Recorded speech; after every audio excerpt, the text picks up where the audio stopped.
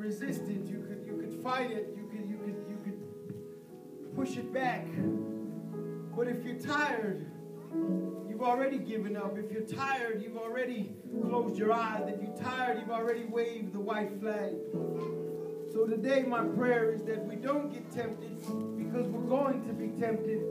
But my prayer is that we don't get tired. Don't get tired, church. Don't get tired. Let me tell you, today I was sitting there, and you think of one thing that's gone wrong, and 2 things that are wrong, and 10 things that have gone wrong, and I should have did this when I was 20, and I should have did this when I was 31, and I should have did, and you begin to beat yourself up. And I said, Lord, I started complaining to God. I complained to the Lord. I said, Lord, so many. And then he says, do you remember where I brought you from? Do you remember the loneliness? Do you remember the tiredness? Do you remember the confusion? See, no matter what goes on, as long as you stay focused, as long as you're not confused, you may not understand what's going on, but I'm not confused. David said, no matter where I go, Lord, there you are. Whether I go to the highest mountain or the lowest valley, whether I go to heaven or I go to the depths of hell, there you are. There is no escaping. There is no escaping God. And I think about today, church, what if we do give up? What if we do run away? What if we do go somewhere else? What if we do? What is giving up really? What is it? Where if we run away? Really, where do we run to? If we're running away from something, we have to be running to something else. What do we run to? Is there a better relationship out there? Is there a better situation? Is there a better city? Is there a better group of people? Is there a better church? What do we run from? Because if we're running away from something, we have to be running to something.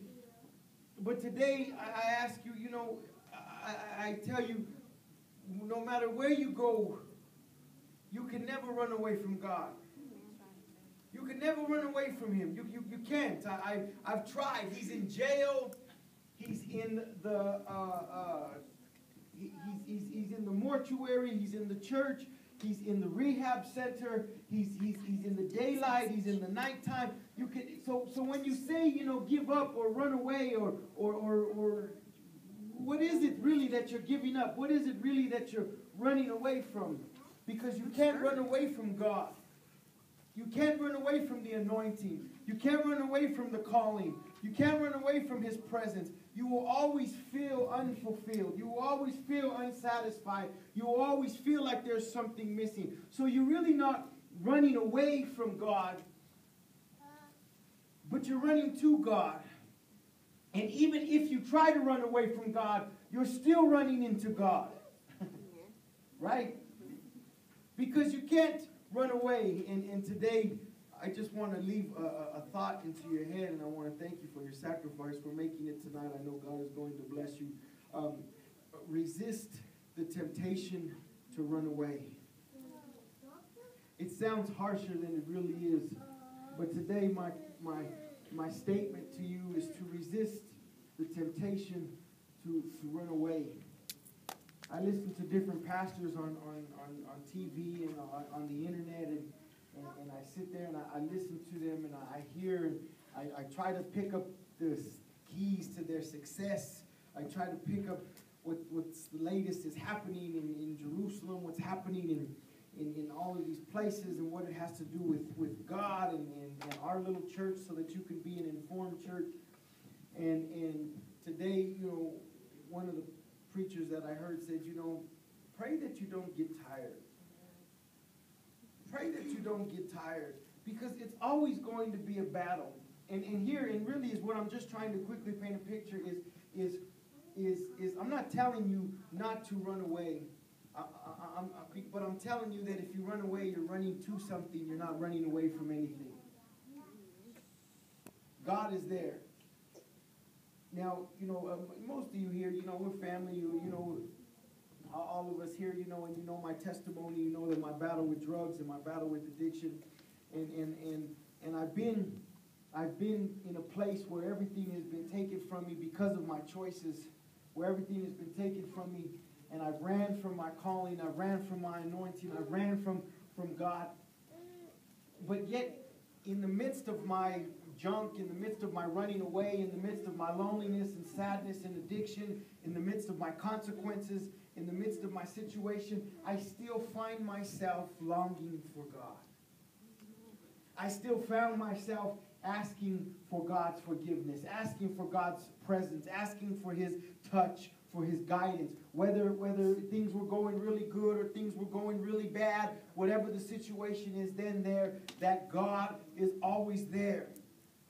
So it's not that we can really run from God, or we can't really hide from God, or we can't really. And my scenario here is that it seems like in this hour that we live in, this hour that we're in, we put gas before we came here to church today, and I've never seen it so much before. I've never seen it. So there was a little gas station that was by our house when my mom and dad used to live on Pecos, and I remember when it was 98 cents, and I remember the first time it hit like $1.35, and I was like, how am I going to make this? I'm going to start walking from now on. I should have started walking now, get used to it. And now it's so expensive, and you just kind of you see these different scenarios. But in this hour that we're living in, it seems like Pop just talked about gaining more children. It's like we are gaining more situations, but we're not gaining enough answers. We got more questions and less answers. We got more mouths to feed and less food to feed them with. We got less gas to go on and more places that we need to go to. But if we run away from this situation, if we run away, where are we running to? What is it that we can run to? Where we give up? What are we giving up? When we get too tired, what are we losing in? And I'm wanting you to know that in this battle, then that God is with you and God is here with you. And if you give up, and if you run away, and if you take off, and if you let go, if you fall down, or you get tired, or you give up, or you close your eyes, God is still going to be there. Amen. So you're not running from anything. It's almost like, let's stay in the trenches. Let's stay fighting. Let's stay hunkered down. Let's stay right here, because it's going to pass. It's going to blow over. It's going to change. It's got to change. It's got to be different. It's got to come to a point where there is more answers than questions. It's got to be a point where we are satisfied. It's got to be a point where God does come and fulfills our destiny. But He's there. So let me just quickly read these couple of things for you in 1 Kings chapter 19, verse 1. I'll start with verse 2. Then Jezebel sent a messenger to Elijah, saying, so let the gods do to me and more also, if I do not make your life as the life of one of them by tomorrow about this time. Jezebel is telling the man of God, I'm going to kill you. I'm putting a hit out on you. I'm sending some hitmen after you. I'm going to murder you, just like you murdered my priests, my false prophets. And when he saw that, he arose and ran for his life and went to Beersheba, which belongs to Judah, and left his servant there. But he himself went a day's journey into the wilderness and sat down under a broom tree, and he prayed that he might die, and said, it is enough. Now, Lord, take my life, for I am no better than my fathers. Then as he lay and slept under the broom tree, and suddenly an angel touched him and said to him, arise and eat. There are points in our spiritual lives where we feel like suicide. Really, you feel like, and then really what I call it spiritual suicide. I call it religious suicide, because really is what you're saying is, Lord, just come and take me. But you're masking it with God rather than just saying, I should just kill myself. It means the same thing. Yeah. But the situation is that it means that even the great man of God, Elijah, says, I just wish I was dead, because the problems outweigh the answers. And he's running away. He's running away. So he takes off, he splits, he runs, and he says, I wish I was dead. And then he falls asleep and he lays his head under a broom tree, and suddenly an angel touched him and said to him, rise and eat. Which right there would have been good enough for me. I would just love to see an angel right now. This is when an angel come in and touch my bald head and be like, have hair. I'd be like, Lord, thank you. And, I wouldn't have to, I don't care how much money I make, Lord. Look at this hair. And so if that isn't enough, then as the angel comes. But see, here, Elijah is used to encounters with God. Are you used to encounters with God? Elijah is used to encounters with God. So it's nothing for an angel to come down and feed him. It's just cool. He's just cool like that. So the angel comes and touches him and feeds him. And he says, and then he looked, and there by his head was a cake baked on coals and a jar of water. So he ate and drank and lay down again. And have you ever had a day like that? You just get up, you eat, and go right back to bed. Sometimes you just eat in bed. The other night, I woke up while I was eating. I said, what am I doing? I'm eating. Missy's like, you're eating. What are you eating? I'm like, I don't know. It's a cinnamon roll. We went back to bed. It's normal. So he got up, he ate, he went back to bed again. And the angel of the Lord came back a second time and touched him and said, arise and eat, because the journey is too great for you. So he arose and ate and drank and went into the strength of that food 40 days and 40 nights as far as Hera, the mountain of God. And there he went into a cave and spent the night in that place. And behold, the word of the Lord came to him, and he said to him, what are you doing here, Elisha? So he said, I have been very zealous for the Lord God of hosts, for the children of Israel, for the children of Israel have forsaken your covenant, torn down your altars, and killed your prophets with the sword. I alone am left, and they seek to take my life. Now, here is I don't even feel like this is too dramatic, because I think in a desperate situation for a man or woman of God, we feel like we are all alone. We feel like people are looking out to take our lives. Everything is killing us today. Pepsi's killing us. Coke's killing us. Sugar's killing us. Lack of sleep is killing us. TV's killing us. No seatbelts. Everything is like they're out to kill me. They're seeking my life here. He's saying everybody's dead. And then he says, you know what? Your people have torn down the altars and they've killed your prophets. He's saying, listen, you know what? To be a man of God really isn't that great right now. It's really dangerous to be a man of God right now. Right now, there's a man in prison in a country somewhere, and they torture him every day. He's been in prison for a year. He was building orphanages when he was arrested. And I wish I remember the name of the country. But he's a man of God, and all they want him to do is denounce his God. All they want him to do is say, I don't believe in Jesus Christ. That's all they want him to do. So they torture him every day. He was able to get a letter out. And the UN, the United Nations, are trying to release him, but they need 300,000 signatures to release him. You think that'd be easy? There's over 4 million people just in Denver, Colorado alone. And much less, there's almost 500 million in the United States, just the United States. But they're asking all these nations to get together, just 300,000 people, to sign this petition and release him. He says, but not only do they torture me, does the establishment torture me, but there's gangs in here, in this prison, and they torture me. And he says, and the one thing, you know what he says?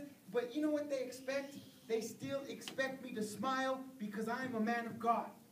So even though they torture me, even though they mock me, even though they come against me, it is an insult to God if I don't smile to them after they finished hurting me. He says, because I'm a man of God. So it would be an insult to them for me not to smile after their torture. And all he has to do is denounce God. But he refuses to do that. So here we are in our situation, and here we are in our scenario. Now, I don't think that that's too dramatic, because maybe some of us feel like we're in a prison, maybe an economic prison. Maybe we're in a contract prison. Maybe we are in because of our consequences, we're in a prison. And our minds make us a prison. Our emotions make us a prison. Our bad decision making makes us a prison. So we're in a prison. And we're being tortured by our own scenario, in our own way. And we're waiting for other people to come and rescue us. And waiting for other men and women of God to understand how sensitive we are. And to reach out to us and to rescue us and to save us. And they don't do it. And we're like, gee, God. And I'm running away, God. And I'm talking to you, God. And I don't want to be around anymore, God. And I'm dependent on somebody else, God. And I'm looking for something else, God. And I don't want to be alive, God. And I don't want to be here. And I don't want to, because I alone am left. And we feel like that. But Elijah, as he's running away from God, he's running into God. You know, hopefully this makes sense. And then nevertheless, the man is still in prison, and he still hasn't seen his family, and he's still getting tortured, and he's still expected to smile. But you know what? In his conviction, he's inspired me. He's inspired me to smile in my prison. He's inspired me to stay true to my conviction. He's inspired me to stay strong in the faith. He's inspired me to know that, you know what? I am not alone in this battle. Verse 11, then he said, go out and stand on the mountain before the Lord. And behold, the Lord passed by, and a great and strong wind tore into the mountains and broke the rocks in pieces before the Lord. But the Lord was not in the wind. And after the wind and the earthquake, but the Lord was not in the earthquake. And after the earthquake, a fire, but the Lord was not in the fire. And after the fire, a still small voice. So it was when Elijah heard it that he wrapped his face in his mantle and went out and stood in the entrance of the cave. Suddenly a voice came to him and said, what are you doing here, Elijah? And he said, I have been very zealous for the Lord God of hosts, because the children of Israel have forsaken your covenant, torn down your altars, killed your prophets with the sword, and I alone am left, and they seek to take my life. Now you got to remember that Elijah has just finished killing all the false prophets by calling fire down from heaven. Now if that alone isn't enough, that he called fire down from heaven and he killed all these false prophets, and then it doesn't go the way that he wants it to go. He doesn't go the way that he thinks it should go. So he runs away, and instead of running away from God, he's actually running into God, and then he goes into the cave to hide, and the devil follows him. And comes in an earthquake, and comes in the wind, and comes in the fire. But it says God wasn't in the wind, God wasn't in the earthquake, and God wasn't in the fire. God was in the still small voice. So no matter where he ran or where he went, he was taking God with him. He took God with him, and he took God with him, and he's waiting. And you know what? The devil's still knocking outside of his door. Who cares if they're looking to take your life if you're in an earthquake? You're like, oh man, they're on their way to kill me. And then they get there to kill you, and you die because of the earthquake. Or they're on their way to kill you, and then you die because the fire burned you up. Or you're on your way to die, and the wind blew you away. That's funny how the wind blew you away. But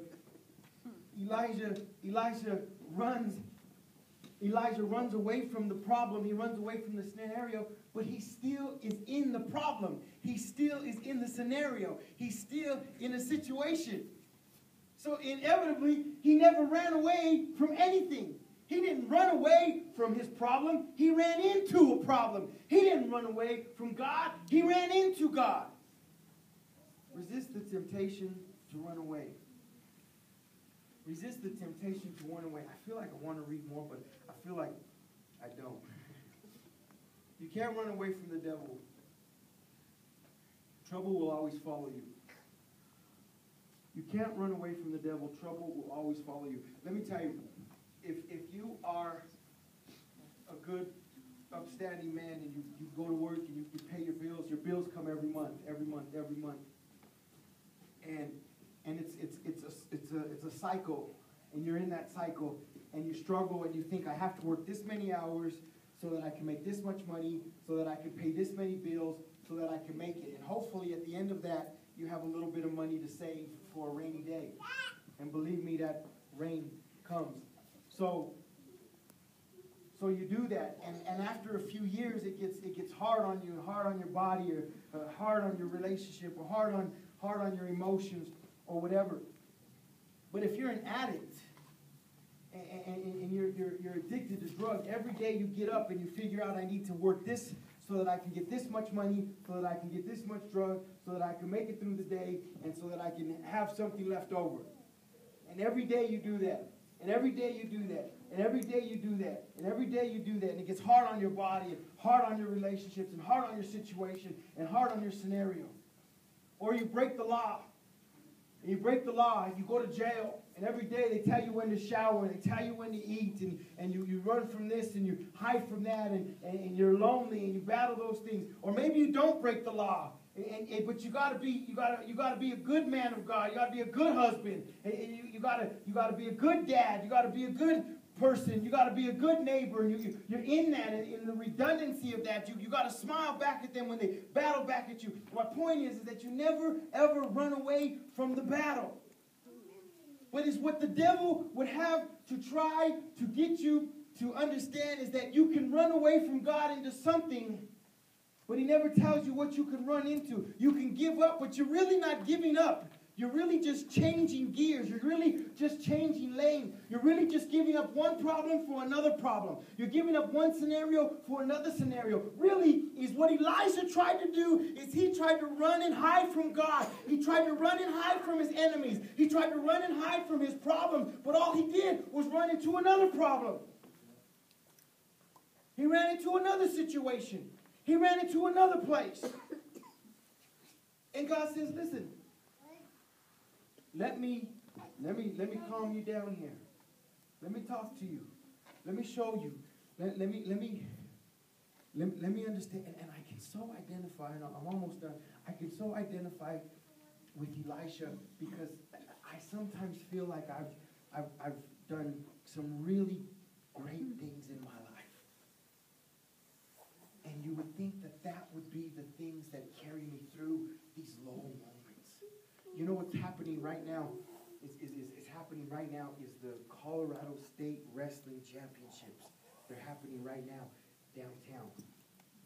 And it is really cool. And it takes me back to growing up in wrestling. And it takes me back. And they were showing the state finals there. And I was telling Misty about one of the times that we got to go to state. And my first wrestling match was against a kid, and there was this big fat kid. His name was Joey. He was from another church, Stevens, I think his name was, Joey Stevens. He came and sat next to me before my first match, and he goes, "Oh, you're gonna lose. This guy's really good. He's a freestyler and Roman Greco and you're gonna lose." And you know what? I lost. He goes, "What'd you do? Go in there and just lay down?" I said, "I did." They said wrestle, and I laid down. He put his toe on me, and he goes, "You're out."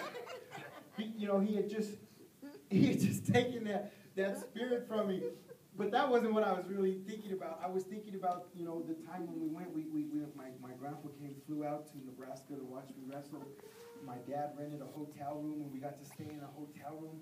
And I said, that was a really neat time. That was a really, really neat time to just be alive, to just be a part. And that's what I'm using to get me through this drought. That's what I'm using to get me through this storm. That's what I'm using to get me through this battle, is that God has delivered me through so many things that even when I run away from him, he still allows me to run into him. Oh, man. He just, even when I run away from him, he allows me to run into him. So really is what Elisha did is he separated himself, and he took himself into a place where he just ran into the presence of God, and even surrounded by the enemy, and surrounded by the thought of suicide, and surrounded by the thought of murder, and surrounded by the thought of being alone. I mean, think about these thoughts and these emotions, because we're just dumb human beings, and we go through these situations that God would take the time to say, I've been with you the whole time. But here's what's so cool about God, is that God says, go ahead and run. I'll go with you. Throw a tantrum, throw a hissy fit, do whatever you're going to do, but I'm going to go with you, and I'm going to ride it out with you, and I'm going to wait till you calm down, and I'm going to wait till you stop talking, and I'm going to wait till the dust settles, and I'm going to wait till you're all alone, and I'm going to wait till the tears stop falling, and I'm going to wait till the earthquake stops, and I'm going to wait till the fire stops falling, and I'm going to wait till the wind stops blowing, and then in a still small voice, I'm going to tell you, I'm still right here with you. Now get up. And let's go back into the enemy's camp and take everything that he stole from you. Here's my point. Let me just sum it up like this: is Elisha, when Elisha killed the false prophets, He thought that all of Israel was going to get saved. He even thought, and I'm speculating here, he even thought that maybe Jezebel would give her life over to God because of the power. Because he said, let the God, the true God, answer by fire. And when it didn't happen, he got discouraged. When it didn't go the way that he thought it should go, he got discouraged. Have you ever been in a place where 5 years ago you thought you should be in a different place now, or you should be in a different place today? You should be in a different place now because you planned it out, but it didn't go according to the way that it should have gone, and it discourages you a little bit. Your children aren't doing what you thought they would do, and it discourages you. You look at your bank account, and it's not where you thought it should be, and it discourages you a little bit, and you think, I just feel like running away. But today, I want you to resist the temptation to run away. Because here's why. Because when you stay and fight, and God finally shows up, not even finally, and God reveals his plan, you're not going to feel dumb for giving up. You're not going to feel dumb for running away. You're not going to feel dumb for hiding out. Can you imagine then how Elijah must have felt sitting there when God just catches him up? Even God, you know, I always get tickled in my own spirit when God asks a dumb question because he knows everything. He shouldn't ask any questions because he knows it. But he asks them just to hear your answer. And he says to Elijah, he says, what are you doing here?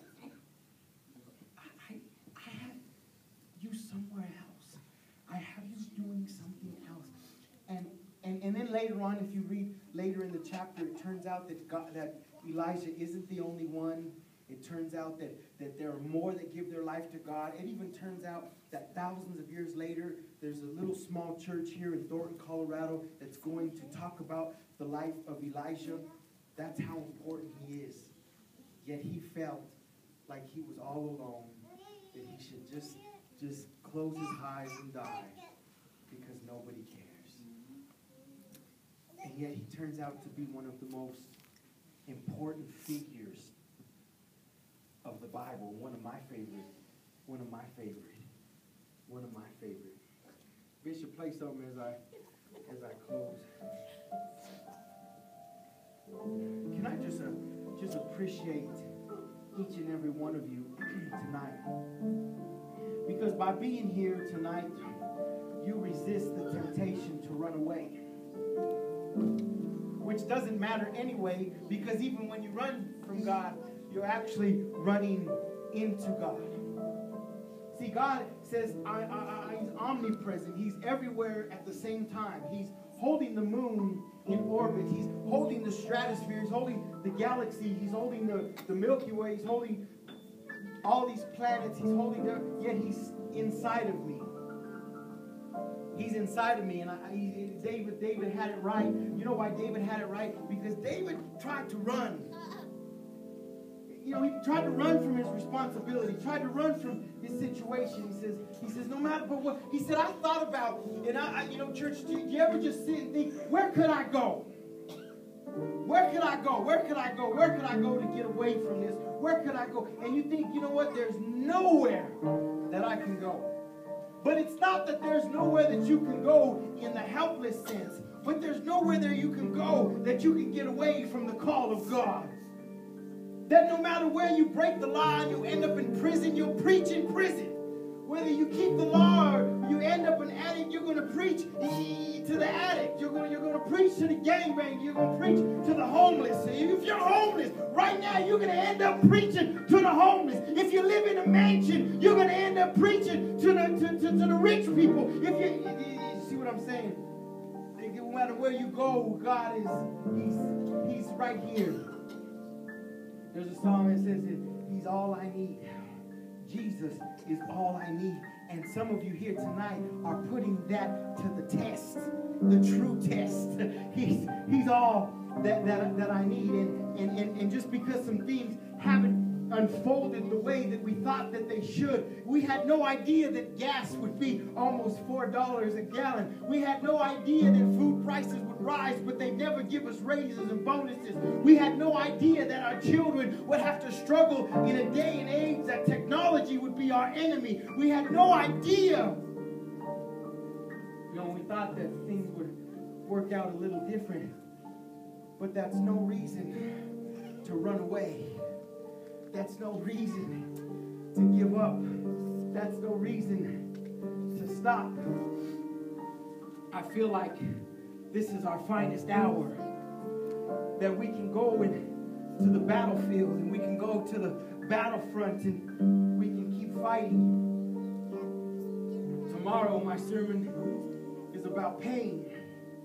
Pain gives you a sense of entitlement. Pain is a bridge to a different place.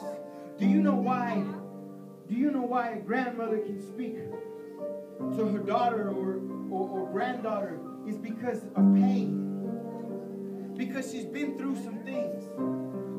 Tonight, you're going through some things, and tonight the devil may be pushing you and prodding you and discouraging you and trying to reveal a different future to you. But it's not the truth, and God is with you, and you're not alone, and don't die, don't give up, don't let go, don't take your last breath, don't run away, don't just stay the course, stay the course, stay the course. I was watching the news today. Apparently it was a nice day. I didn't get outside while the sun was up. And the newsman says, I hope you got to go outside tonight because it was nice. And Misty said, no, we didn't go. We didn't do nothing today. I said, yeah, but we have a full night tonight. So you come here. And all I want to say is don't give up. Resist the temptation to run away. Because even if you run away, you still will run into the presence of God. You still will run into the battle of the enemy. But let's stay here together. Let's stay fight arm to arm, shoulder to shoulder. Let's remind each other of the good times and the lean times. Let's remind each other of the battles that we've won. Let's remind each other of the things that God has given us, the victories and the trophies and all of the land and all of the memories and the songs and the struggles. And yet this is just another round. This is just another fight. It's just another battle. It's just another temptation. It's just another road. It's just another desert. It's just another lap. It's just another test. It's just another situation. And after this one, there'll be another one. And after that one, there'll be another. But what Paul said, when it comes to the last, even Paul said, he said, I wish I could just go home with the other saints that have gone before me. I just wish I could go to a country where everybody's in love with God. I just wish I could go to a place. I just wish you'd take me home. But he said, but nevertheless, Lord, I know I'm here for a reason, and I know that I'm here for a purpose. And like Paul said, you know what, church? Like Paul said, he said, I fought the good fight.